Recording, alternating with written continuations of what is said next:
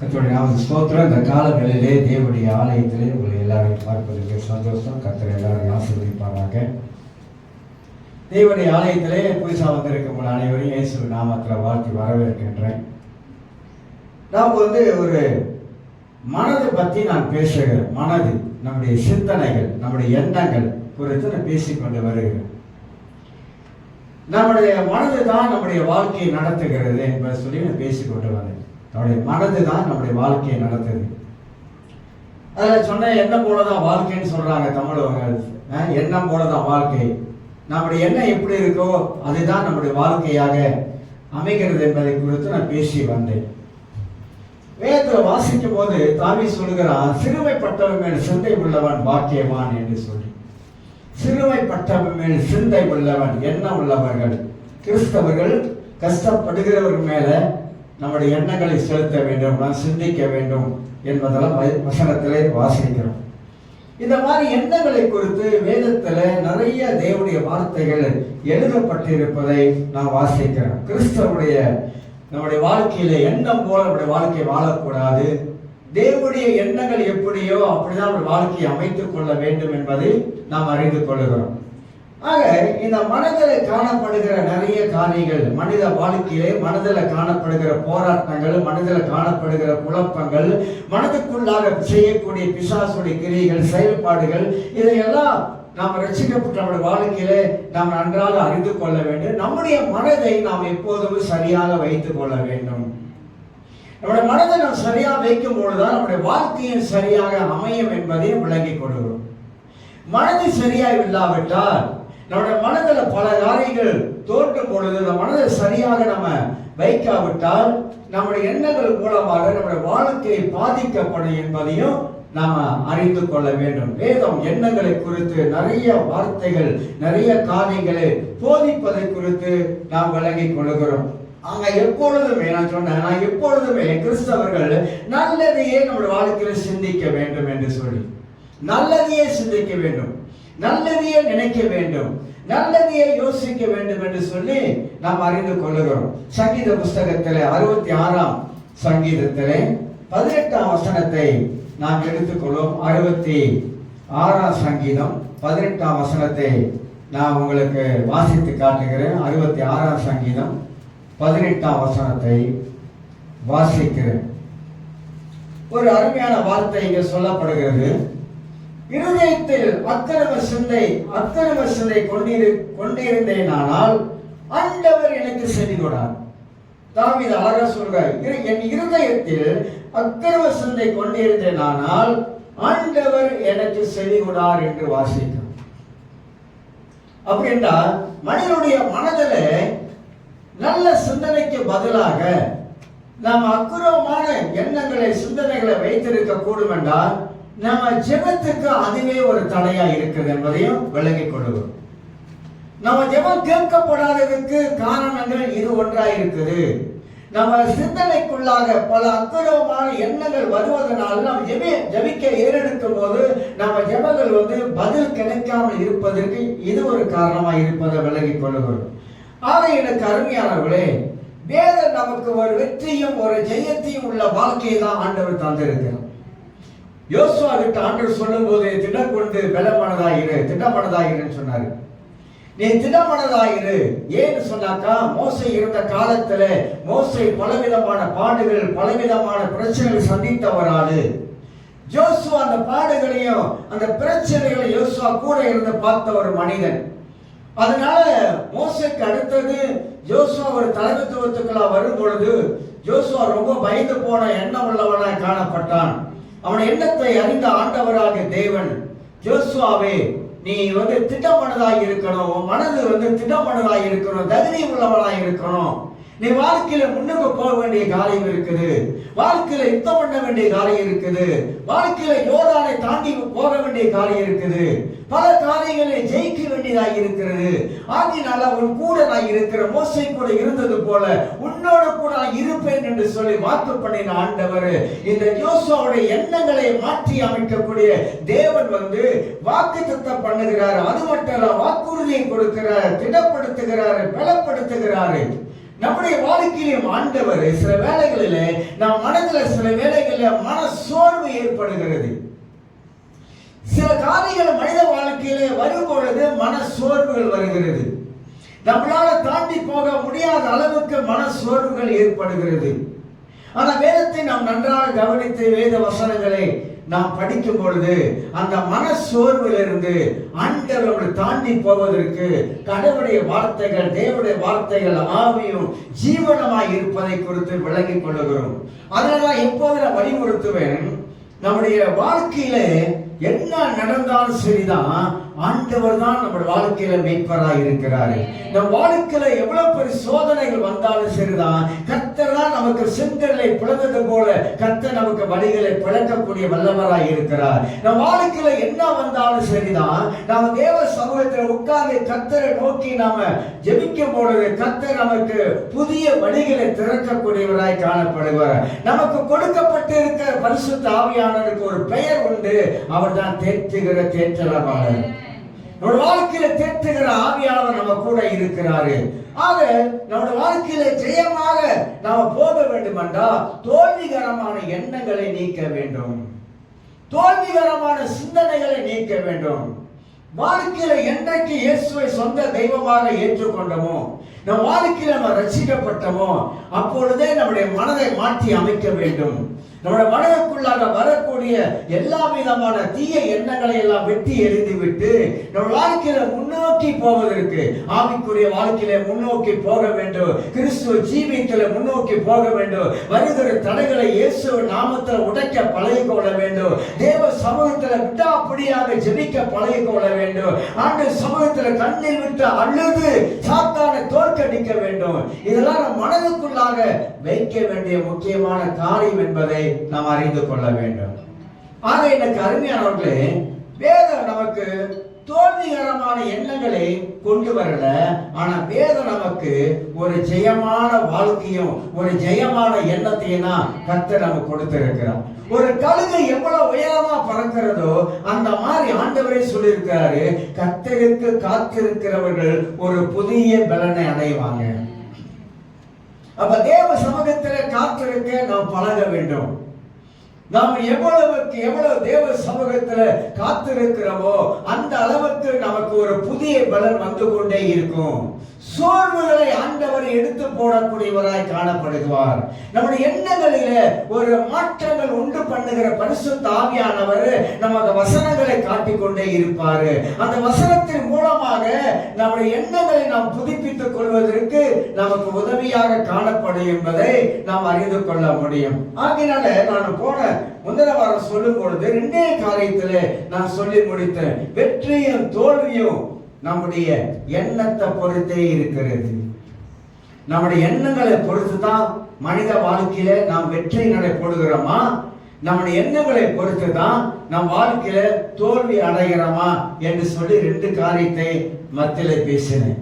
அதனால எண்ணத்தை மாற்றி அமைப்பதற்கு சிறந்த வழி வேத வசனம்.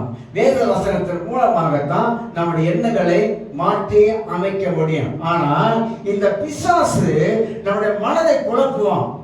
இந்த பிசாசு மனதுக்குள்ளாக பேச ஆரம்பிப்பான். இந்த பிசாசு மனதுக்குள்ளாக கிரியை செய்ய ஆரம்பிப்பான். உங்க மனதுல எதை விதைக்கிறீங்களோ அதுதான் முளைக்கும். உங்க மனதை கெட்டதை விதைக்க ஆரம்பிச்சா கெட்டதுதான் முளைக்கும். உங்க மனதுக்குள்ளாக நல்லதையே நீங்க விதைச்சு பாருங்க, நீங்க நல்லதையே பேசி பாருங்க. உங்களுடைய எண்ணத்துல வருகிறதெல்லாம் நல்லதையே பேசி பாருங்க. கர்த்தரால என் வாழ்க்கையில ஆண்டவரின் வாழ்க்கையை நடத்த முடியும், நான் கர்த்தரை நம்பி இருக்கிறேன், நான் குறைபட மாட்டேன். வார்த்தையின் மூலமாக, நீங்க பேசுகிற வார்த்தையின் மூலமாக ஒவ்வொன்றும் நல்ல வார்த்தைகளை சொல்ல சொல்ல, நல்ல எண்ணங்களை உருவாக்க உருவாக்க உங்க வாழ்க்கையில ஒரு பெரிய செழிப்பு உண்டாகும். உங்க வாழ்க்கையில பெரிய மாற்றங்கள் உண்டாகும். சாத்தான் தோத்து போகும். ஏனென்றால் நீங்க நினைப்பதும் நீங்க வாயிலிருந்து பேசுவதும் அது தேவனுக்கு ஏற்றதா இருக்கிறதுனால கர்த்தர் அவரை ஆசீர்வதிக்கிறவராய் காணப்படுவார். இது உண்மை, வேதத்தின் சத்தியம். இது ஆதினால்தான் எண்ணங்களை நாம் எப்போதுமே சரியாக வைத்துக் கொள்ள வேண்டும் என்பதை அறிந்து கொள்கிறோம். நீங்க யோசுவா புஸ்தகத்திலே 1ஆம் அதிகாரத்தை திருப்பிக் கொள்வோம். யோசுவா புஸ்தகத்தில் 1ஆம் அதிகாரத்தை நாம் திருப்பிக் கொள்வோம். அதிலிருந்து ஒரு சில வார்த்தைகளை காட்டிவிட்டு பிற்பாடு இந்த எண்ணங்களை பற்றி உங்களுக்கு சில காரியங்களை நான் சொல்ல பிரயாசப்படுகிறேன். யோசுவா 1ஆம் அதிகாரம் 3ஆம் வசனம் வாசிக்கிறேன். நான் மோசேக்கு சொன்னபடி உங்க காலடி மிதிக்கு எவ்விடத்தையும் உங்களுக்கு கொடுத்தேன் அப்படின்றார். நான் மோசேக்கு என்ன சொல்லணும் அதே தான் யோசுவாவுக்கு சொல்லுகிறேன். நீங்கள் காலடி எடுத்து வைக்க மிதிக்கும் எவ்விடத்தையும் உங்களுக்கு நான் கொடுத்த கர்த்தரே சொல்றார். யோசுவாவே, உன் மனதை அலமோத வேண்டாம், உன் மனது பலரை யோசிக்க வேண்டாம். கர்த்தர் என் கூட இருக்கிறார் என்ற எண்ணம் வேண்டாம். நான் உன் கூட இருக்கிறேன். மோசே கூட இருந்தது போல உன் கூட இருக்கிறேன். ஆகினால நீ தாண்ட வேண்டிய காரியம் நிறைய இருக்குது, நீ யுத்தம் பண்ண வேண்டிய காரியம் நிறைய இருக்குது. ஆகினால உன் மனதை என் பக்கமாக திருப்பி வைத்துக் கொள்ளு. உன் மனதை, உன் எண்ணங்களை என் சிந்தையாக இருக்கட்டும். அதனால்தான் ஆண்டவர் யோசுவாவுக்கு சொல்றாரு 1:8 இந்த நியாயப்பிரமாண புஸ்தகம் உன் வாயை விட்டு பிரியாதிருப்பதாக. இந்த நியாயப்பிரமாண புஸ்தகம் வாயை விட்டு பிரியக்கூடாது. நான் சொல்றதை நீ கவனமாக கேளு. சொல்லிட்டு இதில் எழுதியிருக்கிறவைகள் படியெல்லாம் நீ செய்ய கவனமாக இருக்கும்படி இரவும் பகலும் அதை தியானித்துக் கொண்டு இருப்பாயாக. அப்பொழுது நீ உன் வழியை வாய்க்க பண்ணுவாய், அப்பொழுது புத்திமானாய் நடந்து கொள்வாய். வழியை வாய்க்க பண்ணுவதும் புத்திமானாய் நடந்து கொள்வதும் எங்க இருக்குன்னா பைபிள்ல தான் இருக்கு. நாம் புத்திமானாய் நடக்க வேண்டும் என்றால் வேதத்தை படிக்கும் போது ஆண்டவர் நாம் எப்படி புத்திமானாய் நடந்து கொள்வது, எப்படி கர்த்தர் நமக்கு வழியை வாய்க்க பண்ணுவார் என்பதெல்லாம் வேதத்தின் மூலமாக ஆண்டவர் யோசுவாவுக்கு கற்றுக் கொடுக்கிறார். ஆகையினால இந்த நியாயப்பிரமாண புஸ்தகத்துல நான் என்னெல்லாம் எழுதியிருக்கணும் அதை நீ கொஞ்சம் மனதுக்குள்ளாக கொண்டு வா, உன் சிந்தனைக்குள்ளாக கொண்டு வா அப்படி சொல்லிட்டு இன்னொரு வசனத்தையும் 1ஆம் அதிகாரத்துல 6ஆம் வசனத்தை வாசிக்கிறேன். பலம் கொண்டு திடமனதாகிரு. திடமனதுனா என்ன தெரியுங்களா? திடமனதுனா தைரியமாகிரு, தைரியமாகிரு. நம்ம எப்போதும் கடவுளுக்குள்ளாக வாழ்வதனால நமக்கு ஒரு தைரியமான ஒரு மனது எப்போதும் இருந்து கொண்டே இருக்கும். அதற்கு பைபிளை வாசிக்கும் போது, பழைய ஏற்பாட்டெல்லாம் வாசிக்கும் போது தாவீது கூட கர்த்தர் இருந்தார். தாவீது நாளுக்கு நாள் விருத்தி அடைந்தான். தாவீது கூட இருந்த 4 பேரும் பெரிய பணக்காரன் கிடையாது, எல்லாம் ஏழை மக்கள். ஏழை மக்கள் தான் இருந்தாங்க. ஆனா தாவீது கூட கர்த்தர் இருந்ததுனால கர்த்தர் தாவீதை நடத்துறார். நான் சொல்ற காலவேல யார் கூடலாம் கர்த்தர் இருக்கிறாரோ கர்த்தர் அவர்களை நடத்துவார். யார் கூடலாம் கர்த்தர் இருக்கிறாரோ கர்த்தர் அவளை கைவிடவே மாட்டாரு.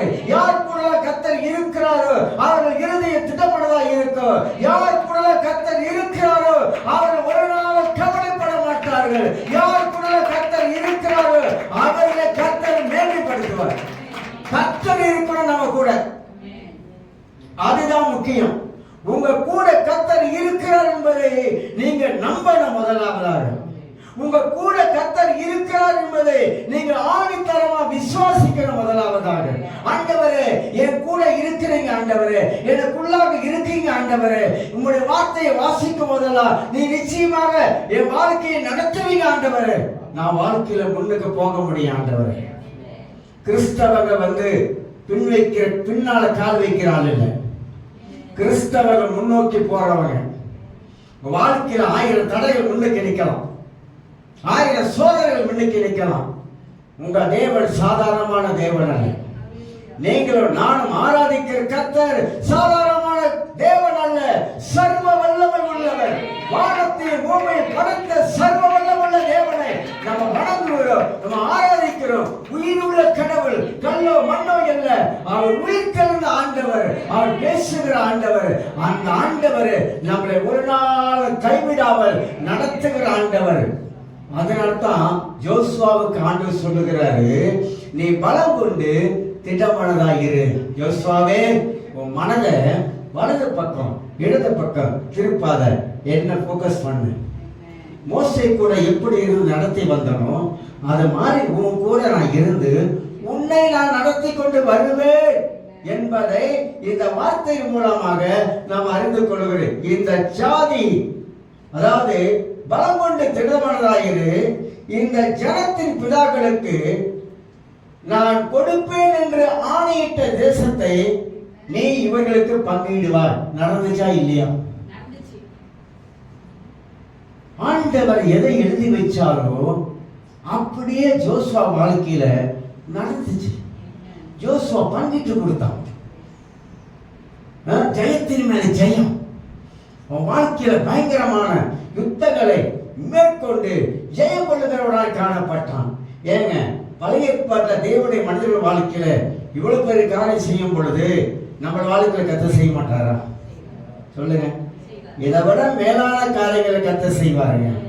பழைய ஏற்பாட்டு புருஷங்களை விட புதிய ஏற்பாட்டில் வாழுகிற நம்முடைய வாழ்க்கையில தேவன் மேலான அற்புதங்களை செய்வதற்கு அவர் போதுமானவராய் இருக்கிறாரு. அந்த அற்புதம் என் வாழ்க்கையில நடக்க வேண்டும் என்றால் என் எண்ணத்தை மாற்றணும், என் சிந்தையை மாற்றணும், சிந்திக்கிற விதத்தை மாற்றணும், யோசிக்கிற விதத்தை மாற்றணும், நல்லதை உள்ள போடணும். எப்போதுமே என் மனதுக்குள்ள நல்லதை போடணும், என் எண்ணத்துக்குள்ளாக நல்லதை போடணும். நல்ல காரியங்களே என் வாழ்க்கையில நான் சிந்திக்கிற ஒரு மனிதனாக நான் காணப்பட வேண்டும். ஆகினால தோல்விகரமான எண்ணங்களை வெட்டி எறியுங்கள். எதெல்லாம் முடியாது வருதா, ஐயோ இது என்னால முடியாது அப்படி யார் சொன்னா? நீ தான் முடிக்கிற. பைபிள் முடியாது என்ற வார்த்தைக்கு இடம் இல்லை. இது மனிதனால கூடாதுதான், ஆனா தேவனால கூடாத காரியம் ஒன்றுமே இல்லை. எல்லாமே கர்த்தரால கூடுங்க, சகலமும் கர்த்தரால கூடும். வார்த்தையை சொல்லுங்க, வார்த்தையை சிந்திங்க, வார்த்தையை நினைவு கூறுங்க. ஆண்டவரே, உம்மால செய்யக்கூடாத காரியம் என் வாழ்க்கையில ஒன்றுமே இல்லை ஆண்டவரே. ஒரு நிமிஷத்துல உம்மால எதையும் செய்ய முடியும் ஆண்டவரே. ஒரு நிமிஷத்துல தலைகீழாக மாற்றி போட முடியும் ஆண்டவரே. ஆகிய தேவனுடைய வார்த்தைக்கு எந்த அளவுக்கு நம்ம வலியுறுத்தல் கொடுக்கிறோமோ, எந்த அளவுக்கு தேவனுடைய வார்த்தையை ஏற்றுக்கொள்ளுகிறோமோ, எந்த அளவுக்கு தேவனுடைய வார்த்தையை நம்ம மனதில் வைத்து சொல்ல ஆரம்பிக்கிறோமோ, நம்முடைய வாழ்க்கையில் தோல்விகரமான எண்ணங்களுக்கு இடமே இல்லை. முடியாது முடியாது என்று நம்முடைய மனம் சொல்லுகிறது. பைபிள் முடியும் முடியும் என்று சொல்லுகிறது. ஆண்டவர் சொல்றாரு, எல்லாம் முடியும், எல்லாம் கூடும், எல்லாம் கூடும். நீ நீர்க்கால் ஓரமா நடப்பட்ட மரத்தை போல இருப்பாய் அப்படின்னு பைபிள் சொல்லுகிறது. இல்ல ஆண்டவரே, நான் நீர்க்கால் ஓரமா நடப்பட்ட மரத்தை போல இல்லை, இப்ப வறண்டு போயிட்டேன், வறட்சி ஆயிட்டேன் அப்படின்னு நம்ம சொல்லிக்கிறோம். நான் வறட்சியா இருக்கிறேன், வறண்டு போயிட்டேன் அப்படி எல்லாம் நம்ம வாழ்க்கையில சொல்லுகிறோம். நீ கையிட்டு செய்யற காரியத்தை கர்த்தர் வாய்க்க செய்யணும்னு சொன்னாரு. எங்க ஆண்டவர், நான் கை வைக்கிறதெல்லாம் உருப்பட மாட்டுது ஆண்டவரே. நம்மளா சொல்லிக்கிறோம், கை வைக்கிறதெல்லாம் உருப்பட மாட்டுது ஆண்டவரே. சில சொல்றாங்க, நான் போகிற இடமெல்லாம் ஒண்ணு வாய்க்க மாட்டேது ஆண்டவர். அப்படி இல்லை, ஆண்டவர் சொல்லி இருக்கிறாரு, நீ கையிட்டு செய்யற எந்த காரியத்தையும் கர்த்தர் வாய்க்க சொல்லுங்க, வார்த்தையை சொல்லுங்க, உங்க மனதில் யோசிங்க. இல்ல, தேவனுடைய வார்த்தை இப்படி சொல்லி இருக்க, நான் தேவனுடைய வார்த்தைக்கு எதிரான ஒரு நாள் சிந்திக்க கூடாது. கிறிஸ்தவர்கள் கடவுளுடைய வார்த்தைக்கு மாறாக யோசிக்கவே கூடாது. அப்படி யோசித்தீங்கன்னா அவிசுவாசம் தான் வரும். அப்படி யோசித்தீங்கன்னா அவநம்பிக்கை தான் வரும். ஆனா கடவுளுடைய வார்த்தைக்கு நீங்க இடம் கொடுத்து கடவுளுடைய வார்த்தையை, தேவனுடைய வார்த்தையை நீங்க சிந்திக்க ஆரம்பித்தீங்கன்னாக்கா, நீங்க எப்போதுமே நெகட்டிவா பாசிட்டிவாவே யோசிக்கிறீங்க. அதனால தான் நான் சொல்றேன், நெகட்டிவா நீ யோசிக்க ஆரம்பித்தா வாழ்க்கை பின்னால போயிடும். ஆனா நான் வாழ்க்கையில முன்னேறுவேன், என்னால முன்னேறி போக முடியும், என்னால உழைக்க முடியும், என்னால சம்பாதிக்க முடியும், நான் வீட்டை வாங்குவேன், நான் காரை வாங்குவேன், நான் எல்லாம் வாங்குவேன். ஆண்டவரை ஆசீர்வதிக்கிறவர், ஆண்டவருடைய ஆசீர்வாதம் என் மேல இருக்குது, அவர் கரம் என் மேல இருக்குது. நான் ஆசீர்வதிக்கப்பட்டவன், நான் ஆசீர்வதிக்கப்பட்டவனாக இந்த உலகத்தில் வாழ்ந்து கொண்டு இருக்கிறேன் அப்படின்னு நீங்க மனதுக்குள்ள போட்டீங்கன்னா நீங்க ஆசீர்வாதமாகவே இருப்பீங்க. முதல் மனிதனாகி ஆதாமை ஏதேன் தோட்டத்தில் கொண்டு வந்து வைத்து, ஆதாமை கொண்டு வந்து வைத்து கர்த்தர் சொல்லுகிறாரு, ஆதாமே ஏவாளே, நீ ரெண்டு பேரும் என்ன பண்ணுங்க, இந்த பூமியை ஆண்டு கொள்ளுங்க அப்படின்னு சொல்லிட்டு அவங்களை ஆசீர்வதித்தார். ஆண்டவர் வாயிலிருந்து வந்த வார்த்தை மனிதனை ஆசீர்வதிக்கிற வார்த்தை. அதனால தான் யாரையும் சபிக்காதீங்க, ஒருவரை நீங்க சபிக்காதீங்க, ஒருவருக்கு விரோதமா ஒருவர் பேசாதிருங்கள், நல்லவைகளை சொல்லுங்க, நல்லவைகளை பேசுங்க, நல்லவைகளை சிந்திங்க. உங்க வாழ்க்கையில நல்லதே நடக்குங்க. தேவையான காரியம் வந்தாலும் கர்த்தர் தடுத்து நிறுத்திடுவார். இப்ப கிறிஸ்தவர்கள் இந்த வேத வசனத்துக்குள்ளாக தன்னுடைய மனதை செலுத்த வேண்டும் என்பதை அறிந்து கொள்ள வேண்டும். எலியா என்பவன் வானத்துல அக்கினி இறக்கினான். ஒரு ஜெபத்துல, ஒரு சிறிய ஜெபத்துல, நீண்ட ஜெபம் இல்ல, ஒரு சின்ன ஒரு ஜெபம் தான். ஆண்டவரே, உம்முடைய ஊழியக்காரனாக நான் என் ஜெபத்தை கேட்டருளும், கேட்டருளும், கேட்டருளும் 3 முறை சொன்னான். வானத்துல அக்கினி வந்தது, பட்சித்து போட்டது. பாகால் தீர்க்கதரிசிகளுக்கு எதிராக செயல்பட்டான். இஸ்ரவேல் ஜனங்கள் 7000 பேரு ஆண்டவருக்கு முழங்கால் படியிடாதவர்களை, அதாவது முழங்கால் படியிட வைத்தான். ஏன்? ஒரு சின்ன ஜெபம். அப்படிப்பட்ட எலியாவுடைய வாழ்க்கையிலே மனதில் சின்ன காரியத்துக்கு இடம் கொடுத்துட்டான். இன்னத்துக்கு இடம் கொடுத்தான் தெரியுங்களா? எசபேல் சொல்றா, எசபேல் சொல்ற நாளைக்கு உன் தலை உருளும். அந்த வார்த்தை எலியாவுடைய மனதை தாக்கினது. நல்ல கவனிங்க, உங்க மனது தாக்காம இருக்கணும்னாக்கா நல்ல வார்த்தைகளை தவிர தேவையில்லாத வார்த்தைகளை கேட்கவே கேட்காதீங்க. நீங்க எதெல்லாம் தேவையில்லாத வார்த்தையை மனதில் கேட்கிறீங்களோ அது உங்களே டவுன் ஆக்கிறோம்.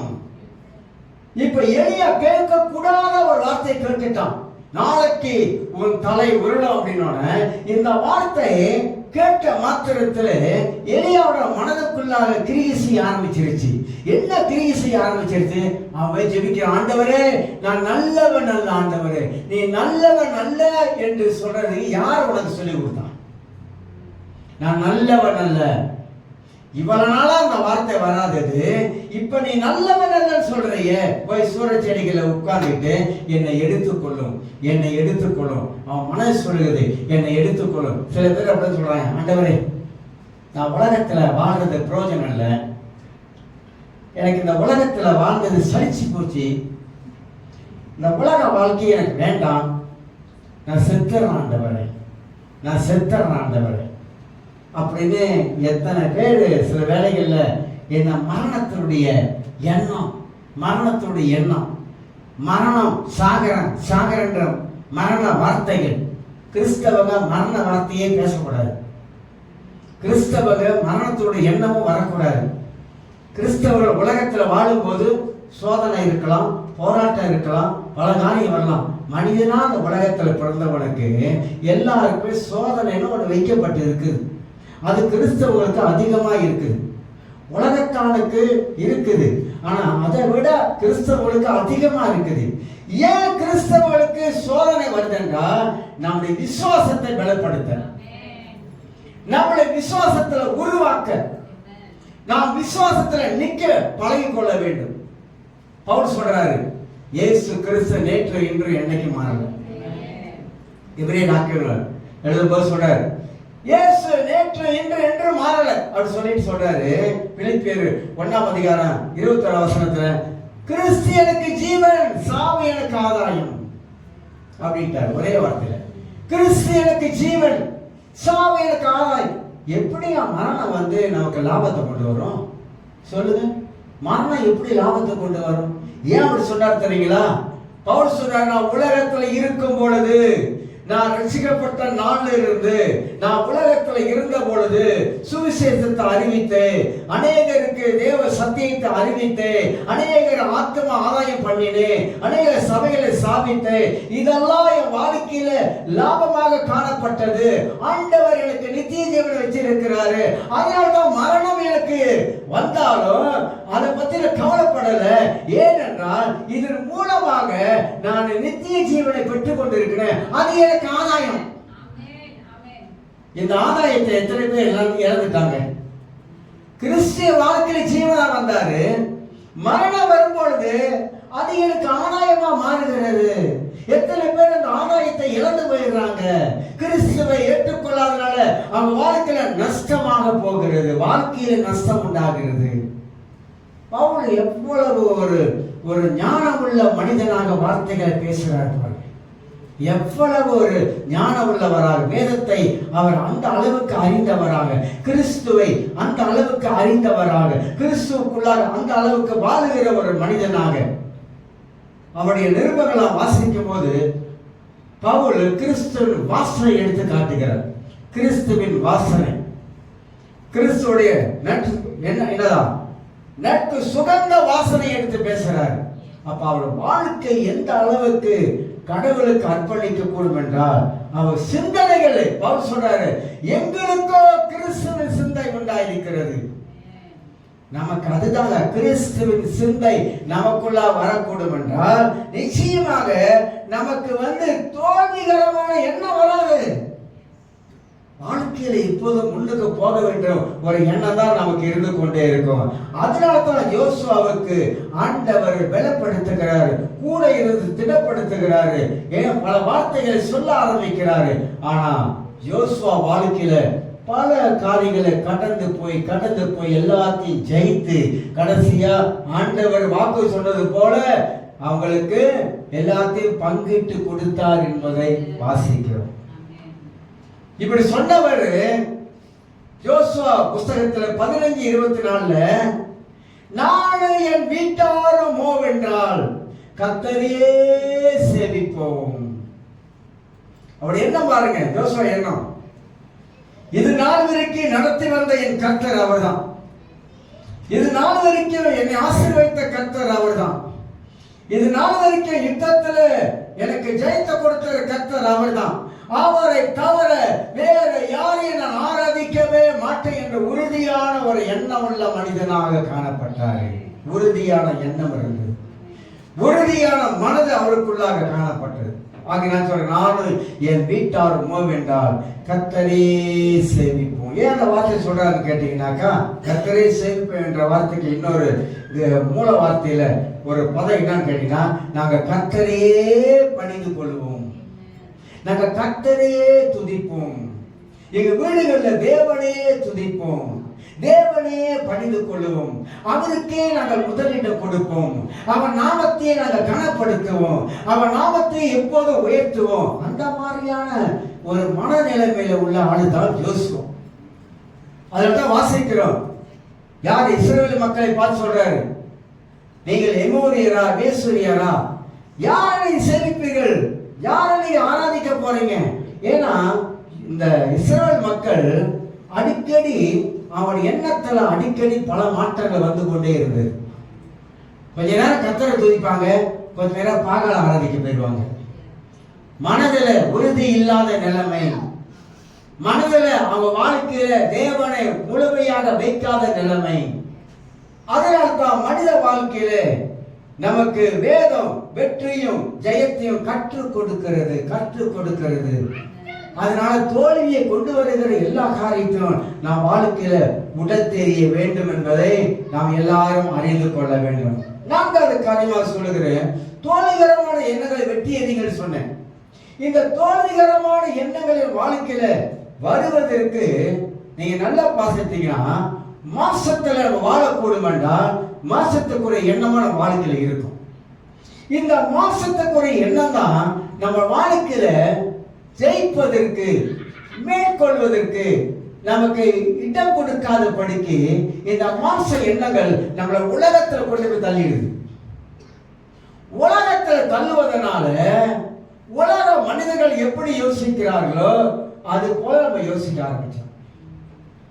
கிறிஸ்தவர்கள் உலக மனிதரை போல யோசிக்க கூடாது. கிறிஸ்தவர்கள், கிறிஸ்துக்குள்ளாய் இருக்கிறவர்கள் கிறிஸ்துவை போல நாம யோசிக்க வேண்டும். கிறிஸ்து என்ன செய்வார் என்பதை நாம் அறிந்து கொள்ள வேண்டும். என் வாழ்க்கையிலே ஆண்டவர் என்ன செய்வார் என்பதை நாம் நன்றாக நாம் அறிந்து கொள்ள வேண்டும். ஆகையினால் தான் பாவத்தில் ஜெயம் கொள்ள வேண்டும், பாவத்தின் மேல அதிகாரம் செலுத்த வேண்டும், சாத்தான் மேல நாம் ஜெயம் கொள்ள வேண்டும், பிசாசு கொண்டு வருகிற நாச மோசங்கள் மேல அதிகாரம் கொள்ள வேண்டும், பிசாசை விரட்ட வேண்டும், பிசாசை துரத்த வேண்டும், சாத்தானுக்கு இடமே கொடுக்க கூடாது, கொஞ்சம் கூட இடம் கொடுக்க கூடாது. இடம் கொடுக்காமல் அவனை விரட்ட வேண்டும் என்றுதான் வேதம் நமக்கு கற்றுக் கொடுக்கிறது என்பதை அறிந்து கொள்கிறோம். அஞ்சாவது காரியம் சொல்லுகிறேன், சரியாக சிந்திப்பவர்கள் சரியான வழியிலே போவார்கள். நாம ஒவ்வொரு நாளும் காலையில் எழுந்தவுடனே நாம சிந்தனையாகப்பட்டது சரியாக இருக்க வேண்டும் என்றால் காலையில பைபிளை எடுத்து வாசிக்கணும். முதல்ல நமக்கு ஜெபம் இருக்கணும், ரெண்டாவது வேத வாசிப்பு இருக்கணும். எல்லாரும் தூங்குவாங்க, நம்ம எந்திரிச்சு ஜெபிச்சிடணும். அப்படின்னா வேலைக்கு போவதற்கு முன்பதாக 1 மணி நேரம் முன்னுக்கு எழுந்து நீங்க ஜெபம் பண்ணிட்டு கொஞ்ச நேரம் வேலைக்கு போவதற்கு முன்பதாக ஒரு 10 நிமிஷம் எடுத்து வேதத்தை வாசிட்டு, இது 2 நமக்குள்ள காலையிலே சரியா வந்து கொண்டு இருக்க இந்த வேத வசனங்கள் மூலமாக பரிசுத்த ஆவியானவர் பேச ஆரம்பிப்பாரு. ஒவ்வொரு கிறிஸ்தவ வாழ்க்கையிலும் இது ரொம்ப ரொம்ப ஒரு முக்கியமா இருப்பதை அறிந்து கொள்கிறோம். அதனால்தான் சில வேளை நம்ம சொல்லுகிறோம், வெள்ளனே படுங்க, 2 மணிக்கு படுக்காதீங்க, 2 மணிக்கு தான் டிவியில் நல்ல படம் போடுறான்னு அங்க உட்காந்து பார்க்காதீங்க, 2 மணி வரைக்கும் டிக்டாக்ல உட்கார்ந்து இருக்காதீங்க, 1 மணி வரைக்கும் டிக்டாக்ல உட்கார்ந்து இருக்காதீங்க. இதெல்லாம் ஒத்து வராது. அப்ப காலையில அந்த 1 மணி நேரம், அந்த 2 மணி நேரம் வரைக்கும் இருக்கிறத அந்த நேரத்தை படிச்சு தூங்கிட்டு அதுக்கு காலையில எந்திரிச்சு கடவுளை தேடுங்க. காலையில கடவுளை தேடுங்க, கர்த்தரை நோக்கி கூப்பிடுங்க, கர்த்தரை நோக்கி ஜெபம் பண்ணுங்க. காலையிலே கர்த்தரை தேடணும்.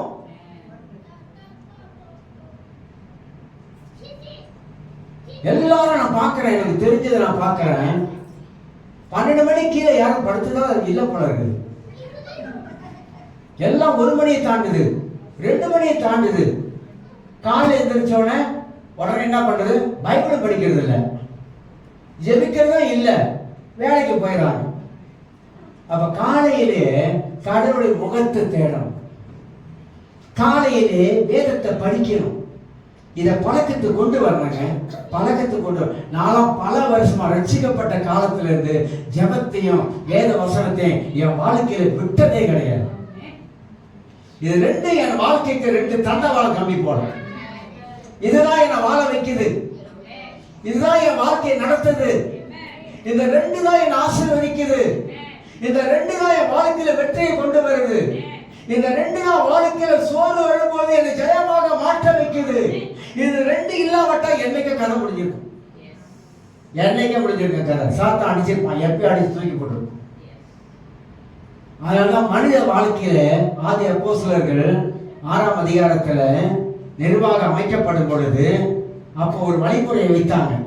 நாங்களோ ஜெபிப்பதிலும் நாங்களோ வேதத்தை போதிப்பதிலோ அதுல உறுதியா இருக்கணும். எதுல உறுதியா இருக்காங்க? ஜெபிக்கிறதுல உறுதியா இருந்தாங்க, வேத வசனத்தை போதிப்பதுல உறுதியா இருந்தாங்க. மற்ற காரியத்தை நீங்க மற்றவங்க வேலையை பாருங்க வச்சுட்டாங்க. அப்ப அந்த 2 காரியம் அவங்களுக்கு எவ்வளவு முக்கியமாக இருந்ததோ அதே 2 காரியம் நம்ம வாழ்க்கையில அவ்வளவு முக்கியம். சாத்தான சின்னாங்க தட்டிடுறாங்க. ஏன் தெரியுங்களா? வசனத்துல நம்ம குடிமானமா இல்லை, வேத அறிவு இல்லை மக்களுக்கு. என் ஜனங்களோ அறிவில்லாமல் சங்காரமாகிறார்கள். வேத அறிவில்லாமல் போயிடுச்சு மக்களுக்கு. மக்களுக்கு திருச்சபையில எவ்வளவு சத்தியங்கள் போதிக்கப்படுகிறது, எவ்வளவு சத்திய ரகசியங்கள் போதிக்கப்படுகிறது.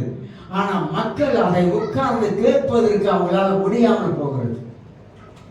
எதற்கோ நம்ம வாழ்க்கையில நேரத்தை செலவழிக்க தெரிகிறது, ஆனா வேதத்துக்கு நேரத்தை செலவழிக்க மாட்டாங்க. ரொம்ப வருத்தம், ரொம்ப வருத்தம். என்ன ரொம்ப வருத்தம்? பைபிளுக்கு மக்கள் நேரத்தை செலவிட மாட்டாங்க, ஜெபத்துக்கு மக்கள் நேரத்தை செலவிட மாட்டாங்க. உலகத்துல பல சம்பவங்கள் நடக்கிறது. மலேசியா தேசத்தை எடுத்துக்கிட்டாக்கா பிள்ளைகள் படிக்கிற பிள்ளைகளுக்கு பல தொல்லைகள். அது மட்டும் இல்ல, இப்ப வர செய்தி எல்லாம் பிள்ளைகள், தமிழ் பிள்ளைகளும் மரணம் அடைகிறாங்க, மருந்து குடிக்கிறாங்க, என்னென்னமோ நடக்குதுங்க. ஆனா நாமளோ ஜெபிக்காம இருக்கிறோமே, அது பாவம். சாமுவேல் சொல்லுகிறான், சவுலுக்காக நான் ஜெபிக்காவிட்டா நான் பாவம் செய்கிறேன். யாருக்காக?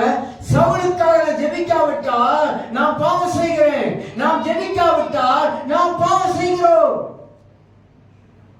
நான் உண்மையை பேசுகிறேன். மற்றவங்களுக்காக, அழிந்து கொண்டிருக்கிற மக்களுக்காக நான் ஜெபிக்காவிட்டால் நான் பாவம் செய்கிறேன். ஒரு வியாதியில் இருக்கிற மனிதனுக்காக நான் ஜெபிக்காவிட்டால் நான் பாவம் செய்கிறேன். கர்த்தர் என்னை இந்த உலகத்துல ஏன் வச்சிருக்கிறார்? ரட்சித்து எதுக்கு ஆண்டவர் என்ன உலகத்துல வச்சிருக்கிறார்? என் மனதை புதிதாக்கி மற்றவர்களை நினைக்க சொல்றாரு. தாவி சொன்னது போல சிறுமைப்படுகிற, கஷ்டப்படுகிற, தொல்லைப்படுகிற, நெருக்கப்படுகிற இந்த மனிதனை மனதில் வைத்து ஜெபம் பண்ணு. இயேசு உலகத்தில் இருந்த பொழுது அவர் ஜெபித்தார். நமக்கு எல்லாருமே தெரியும். சீஷர்கள் ஜெபித்தார்கள். யோவான் பழைய ஏற்பாட்டு உடன்படிக்கையில ஜெபித்தார்கள். எல்லாரும் ஜெபம் பண்ணாங்க. பைபிளை எடுத்து பாருங்க, ஜெபத்தை பத்தி இல்லாத இடம் இல்லை. ஏன் ஜெபித்தாங்க? எதனால ஜெபம் பண்ணாங்க? ஜெபத்துல இருக்க வல்லமை இன்னும் மக்கள் உணரல.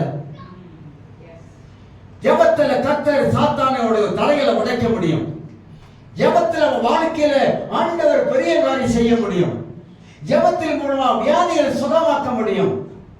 ஜெபம் மனிதனுக்கு ஜீவனாடியா மாறணுங்க. ஜெபிக்கிற மனிதனை கிட்ட பிசாசு நெருங்க முடியாது. சொல்றாங்க, ஐயோ இன்னால கனவுல பிசாசு வரான். ஏன் கனவுல பிசாசு வரான்? நீ நல்ல ஜெபிக்கிற ஆளா இருந்தா கனவு தெய்வீக கனவா மாறணும். பிசாசு வரக்கூடாது. ஏன் பிசாசு வருது? நம்ம வாழ்க்கையில என்னைக்கு ஜெபம் குறையுதோ அனல் குறையும்.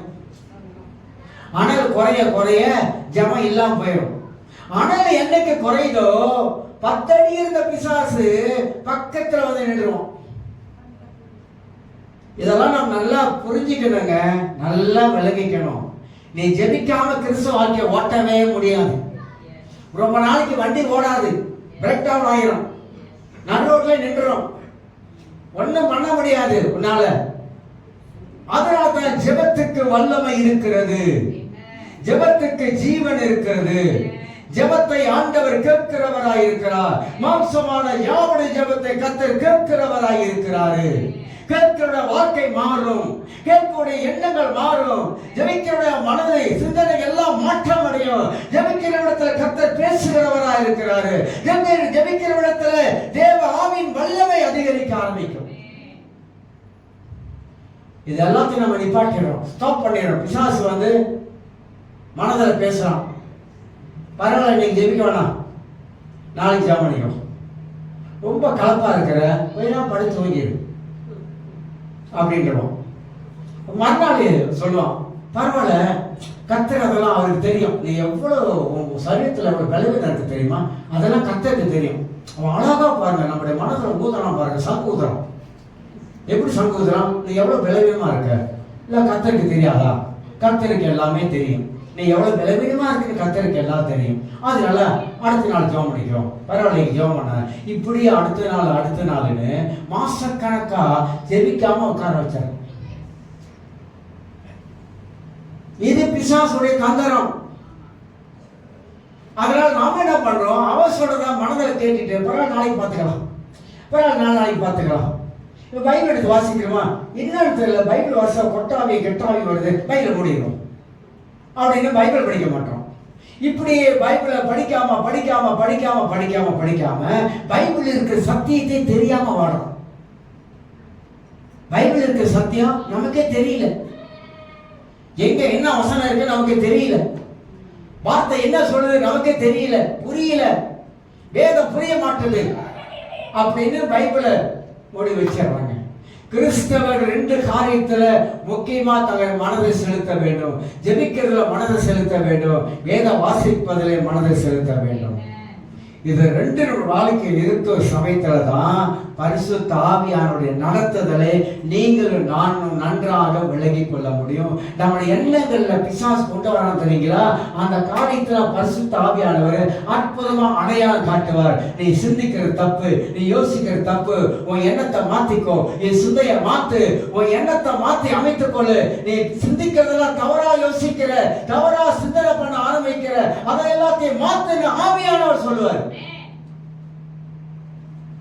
பரிசுத்த அவர் நிச்சயமாக நான் சொல்றேன், அவர் சொல்லுவார். ஏன்னா நம்முடைய சிந்தனையோடு இடைப்படுகிற ஒரு பரிசுத்த ஆவியானவர். அதனால நல்லவைகளை சிந்திங்க, நல்லவைகளை யோசிங்க, நல்லவைகளை பேசுங்க. நம்மளும் நல்லா இருப்போம், நம்ம குடும்பம் நல்லா இருக்கும், நம்முடைய ஆவிக்குரிய வாழ்க்கை ஆசீர்வாதமாய் காணப்படும். எல்லாரும் எழுதுறீங்க. ஸ்தோத்திரம் ஆண்டவரே.